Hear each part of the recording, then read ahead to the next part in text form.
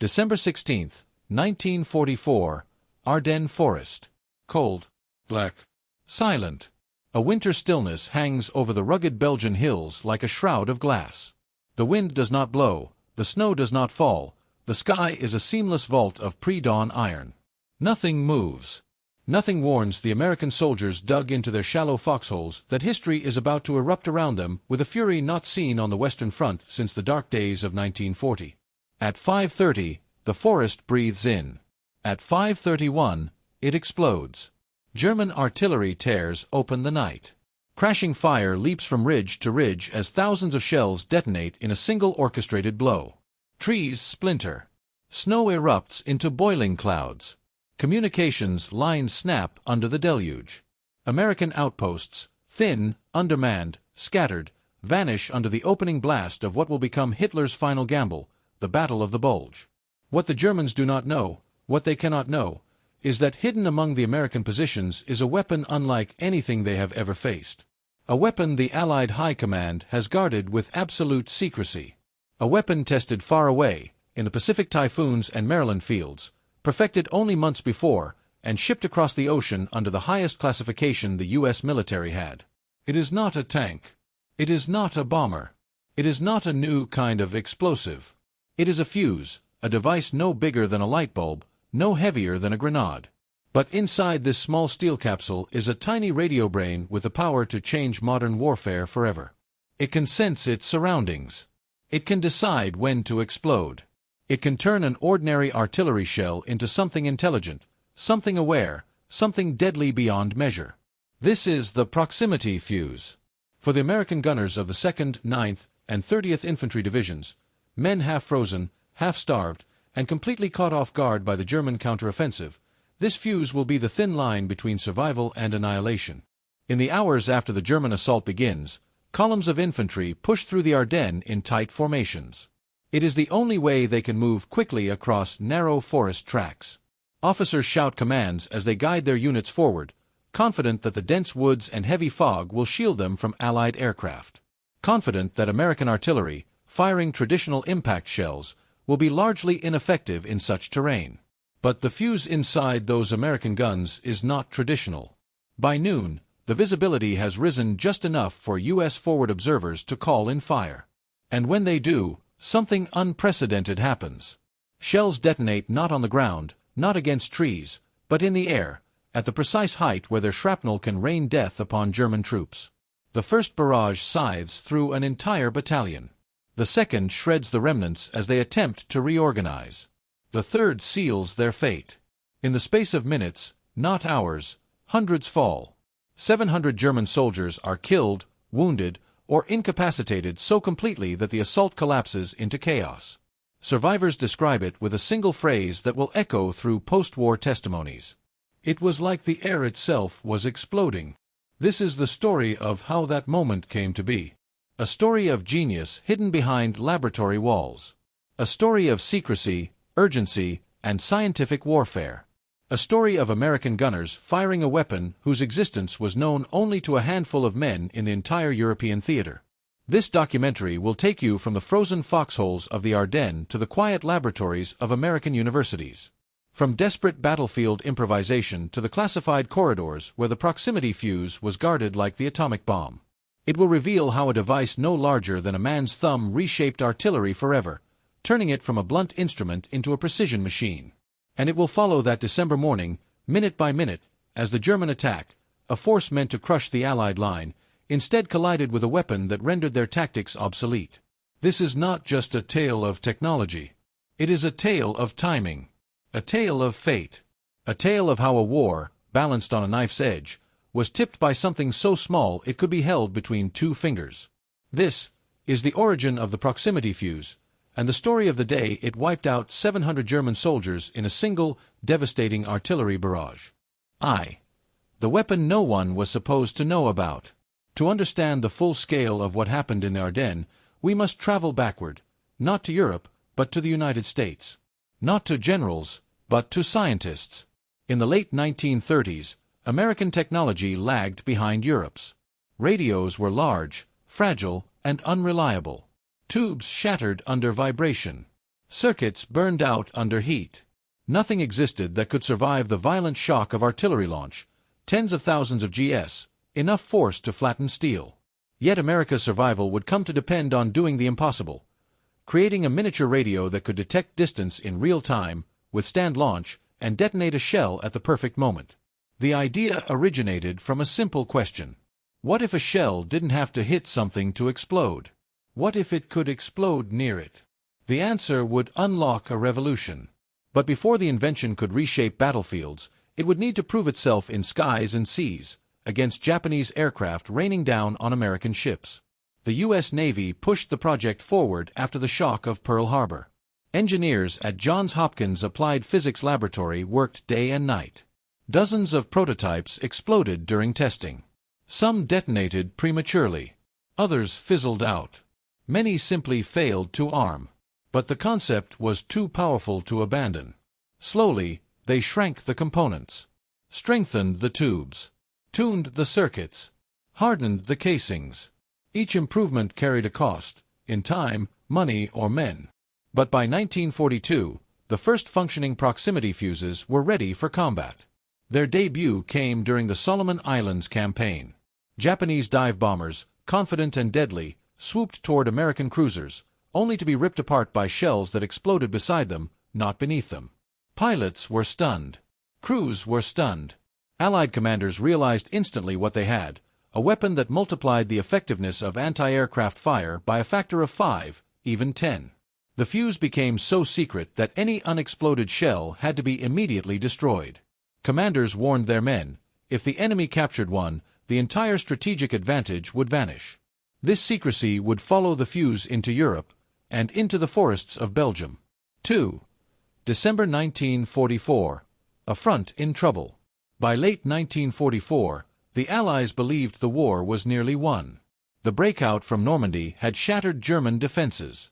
Paris had been liberated. Antwerp was in Allied hands. Hitler appeared defeated. But deep inside Nazi headquarters, the Führer had devised a final plan, an armored thrust through the Ardennes, splitting British and American lines, seizing Antwerp and forcing the Western Allies into a political negotiation. He called it Wacht am Rhein, Watch on the Rhine. The Allies called it something else. The Battle of the Bulge. American units along the Ardennes were thinly spread, built around inexperienced divisions resting after heavy fighting. Supplies were low. Ammunition was rationed. There was no expectation of a major assault. When the Germans struck with 200,000 men, 1,400 tanks, and thousands of artillery pieces, chaos erupted. Entire regiments disappeared. Towns were swallowed whole. Roads jammed with refugees and retreating units. Snow turned brown with mud and blood. Yet one branch of the American military remained intact. The artillery. 3. The gunners who stood their ground. American artillery was the backbone of U.S. ground operations. Well-trained, well-organized, and equipped with powerful 105mm and 155mm howitzers, they could respond quickly to calls for fire, even under pressure. But in forests like the Ardennes, traditional shells were limited. Impact-fused rounds buried themselves into mud, snow, or tree trunks before detonating, minimizing their effect. German infantry knew this and used the terrain to their advantage. The proximity fuse changed everything. Because the fuse detonated in midair, not upon impact, its lethal fragments blanketed wide areas. One shell could do the work of 5. A battery could devastate an entire battalion. But until December 1944, these fuses were forbidden for ground use in Europe. High Command feared the Germans might recover an unexploded shell. The secret would be lost. The German offensive changed those orders overnight. Eisenhower approved the release of the proximity fuse for frontline artillery. Within hours, trucks loaded with crates rolled out to American batteries dug into Belgian soil. The gun crews didn't fully understand what they were receiving, only that their shells now carried a new, classified fuse with extraordinary effects. 4. The barrage that stopped an army. On a snow-covered ridge near St. Vith, American forward observers watched as hundreds of German infantry advanced in tight formation. They radioed coordinates to the artillery units behind them.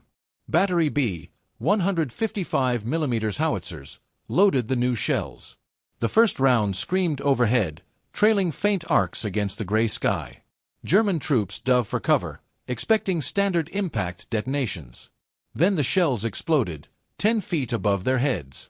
The effect was annihilating. Shrapnel fanned out in a sphere, slicing through helmets and coats, tearing across entire ranks. Officers fell first. Runners collapsed before they could reach their units. Medics who rushed forward were struck instantly. The Germans tried to spread out, but the next barrage detonated again, perfectly timed, precisely spaced, cutting down groups as they tried to escape. Tree-burst splinters added to the carnage. Snow turned red. One witness, an American observer, later said, "It was like mowing wheat with a scythe." In less than 20 minutes, more than 700 German soldiers lay dead or wounded. The survivors fled in panic.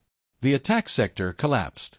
A single American battery, with a weapon measured in ounces, had shattered one of the strongest pushing points of the German assault. That day, the proximity fuse proved it was not simply a new tool. It was a turning point. The aftermath and the secret survival. As the battle raged through December and into January, the fuse became a decisive factor in halting further German advances. Artillery units across the Ardennes used it to break up attacks, slow armored thrusts, and shield retreating units. When the skies finally cleared and Allied aircraft returned, the Germans had no chance. Their offensive collapsed. The proximity fuse remained so secret that even after the war, many veterans never learned how it worked. Only decades later did documents reveal the full scale of its development and its impact. Many historians now argue that without the proximity fuse, the Battle of the Bulge might have lasted longer, penetrated deeper, or cost far more American lives. Technology, in this case, was not just a tool. It was a force multiplier, a ghost weapon carried in the heart of an artillery shell, invisible but decisive. And on that single day, in that single barrage, it changed the course of the war. War often turns on moments that seem too small to matter. A single bridge held. A single mistake made. A single invention perfected in time. History is not always shaped by the hands of generals or the movements of armies. Sometimes it is shaped by something far smaller, something hidden inside the casing of a shell. The proximity fuse was that kind of moment. When the German assault poured into the Ardennes, the Allied line bent, cracked, even shattered in places. Thousands were surrounded.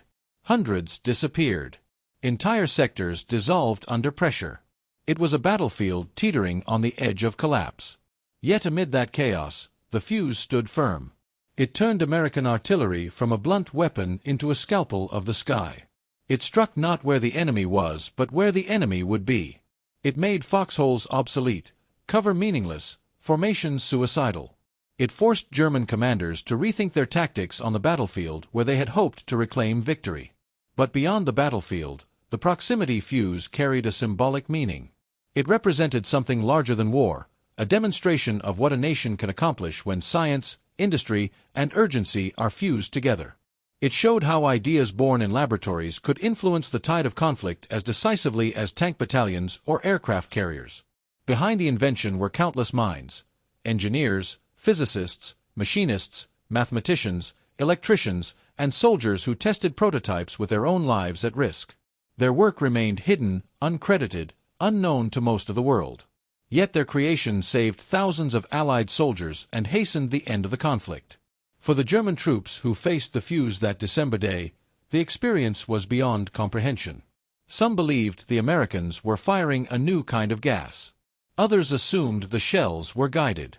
Many simply thought the air had turned against them. Testimonies recorded after the war reveal an astonishment that bordered on disbelief, a sense that an invisible force had swept through their ranks. In many ways, they were right.